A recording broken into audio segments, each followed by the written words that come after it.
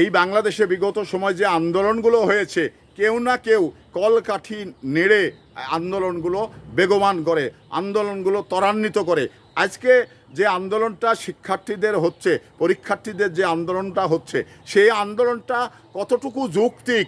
যেমন একটি মানুষ যদি ভুল করে থাকে, সে যদি অনুতপ্ত হয়, তাহলেই তাকে কিন্তু মার্জনা করে দিতে হয়। তো এখানে এই যে যারা শিক্ষার্থী ছিলেন, যে কথাটি নিয়ে আজকে আন্দোলন হয়েছেন, যে কথাটা নিয়ে মানে ভুয়া ভুয়া বলে চিৎকার করছেন, সে কথাটি হলো এই যে শিক্ষামন্ত্রী নিজেও বলছিলেন যে কথাটা আমার মেয়েকে উদ্দেশ্য করে বলছি, আমি পরীক্ষায় মানে ব্রয়লার মুরগির মতো হবে, মানে ভিজলে, এটা আমি আমার মেয়েকে উদ্দেশ্য করে বলেছি। তো সে জায়গা থেকে এ নিয়ে শিক্ষার্থীরা আজকে মানে পদত্যাগ দাবি করছেন, জল ঘোলা করছেন, কেউ না কেউ এ নিয়ে কলকাঠি নাড়ছেন। তো কলকাঠি নেড়ে লাভ নেই, কারণ শিক্ষামন্ত্রীর এইটুকুই ভুল যে সে হারানো শিক্ষা অল্প সময়েই ফিরাতে চেয়েছিল।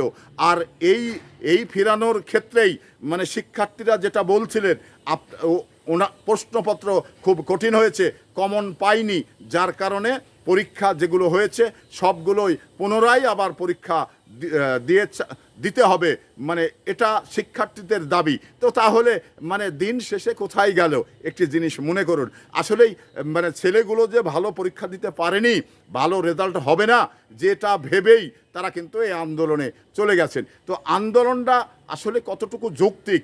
একটি মানুষ যদি ভুল করে, মানুষ কিন্তু ভুলের ঊর্ধ্বে নয়, কারণ ভুল হওয়াটা স্বাভাবিক। তো একজন শিক্ষামন্ত্রী যে ভুলটা বলেছে বা করেছে, এর জন্যে মার্জনা করা কিন্তু মানে ছেলে মেয়েদের কর্তব্য।